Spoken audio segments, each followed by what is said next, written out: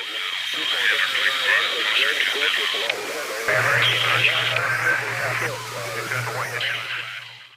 everyone, welcome to Battlefield Production. I'm your host, Mike Mayhem, and today's video we're going to be talking about off-shoulder transitioning. And many of you are wondering, what the heck is off-shoulder transitioning? It is a tactic that is utilized whenever you find yourself on a corner that is opposite of your dominant firing shoulder and hand, and you need to switch over to the opposite shoulder, your non-dominant shoulder. And it is a tactic utilized by both Tier 1 operatives, infantry, SWAT, and other teams that do breach and clear tactics. Now, there's two types of ways that you can do this, and it is talked about in a lot of tactical forums and even some airsoft forums, which is the best method. And my advice to you is whichever method works for you, that's the one you need to use. Now, there is the off-shoulder transition strong hand, and there's the off-shoulder transition weak hand. And I'm going to get into that. And I'm also going to demonstrate it to you and talk about the pros and cons of both. As you guys can see here, we're going to start talking about the off-shoulder transition strong hand. Now, this method is you're transitioning the rifle itself over to your non-dominant shoulder, but you are keeping your dominant firing hand on the pistol grip and the trigger itself. Now, let's talk about the off-shoulder transition weak hand method. With the off-shoulder transition weak hand method, what you're doing is you're completely transitioning the rifle from your dominant firing hand and shoulder to your non-dominant firing hand and shoulder, as you guys can see here. Okay, so let's talk about the pros and cons of each.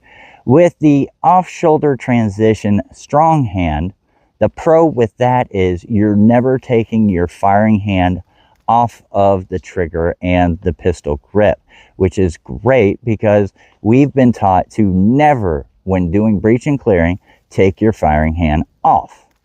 Okay, so that's one pro. Another pro is that you're going to be able to transition it a lot quicker. Now, what are the cons on that? As you guys can see in this demonstration, it kind of looks a little awkward, which it really is. I personally am not a big fan of this one, but I can utilize it, and with practice makes perfect. So with the uncomfortability of it, and you're reaching across your gear and whatnot, you also have a con of exposing more of your body in this stance. So those are the cons on the off-shoulder transition strong hand. Now let's talk about the pros and cons of the off-shoulder transition weak hand. The pros on this one is it seems to be a little bit more comfortable for me. I don't know about you guys, but as you guys can see here, it's almost like a mirrored image of my normal stance in the dominant side. The pro also on this one is you're not as exposed. Your whole body is not exposed to the target that you are potentially going to face. So that's a good pro. And the con on this one is, like I said before, you're removing your firing hand from the trigger and the pistol grip, and you're transitioning it to another location, which costs you time and could cost you your life.